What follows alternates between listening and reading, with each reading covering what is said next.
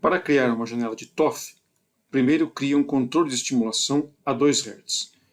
Nesse modelo, eu já estou fazendo estimulação de nervos tibial à esquerda e à direita para aquisição de potenciais somatas sensitivas nas saídas 1 e 2. Então, na saída 1, eu crio um controle de TOF estimulando o tibial à esquerda e coloco estimulação repetitiva a 2 Hz. Não é necessário limitar o número de pulsos a 4 aqui, uma vez que associando esse controle de estimulação a uma janela de TOF, a quantidade de estímulos é automaticamente limitada a 4, como diz o próprio nome, Train of 4. Então eu, na aba Janelas, acrescento uma janela de Train of 4 e associo esse estimulador Train of 4, que estimula o tibial à esquerda, com a captação no território do tibial à esquerda, o setor do hálux à esquerda.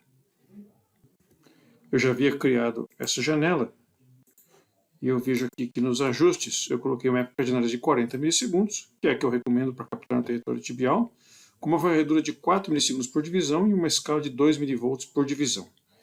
Eu escolhi remover o artefato de estímulo, isso nada mais faz do que substituir os primeiros 2 milissegundos por uma linha zerada e exibir um gráfico abaixo das curvas. Eu vejo a aparência da janela aqui. E note que abaixo das curvas eu tenho um gráfico representando a amplitude do primeiro, segundo, terceiro e quarto estímulos do trem. E como eu gravei uma curva como basal, sem bloqueio neuromuscular, eu fiz isso clicando no botão para definir curvas de base de todas as janelas, ou usando a opção no menu de contexto gravar como basal, e aqui a curva está oculta.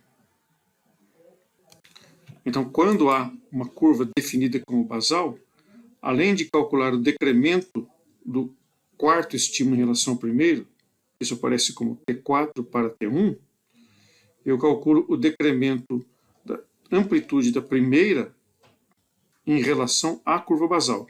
Isso é útil para avaliar agentes despolarizantes. Agentes despolarizantes produzem um bloqueio que ocorre de maneira simétrica no primeiro, segundo, terceiro e quarto pulsos do trem.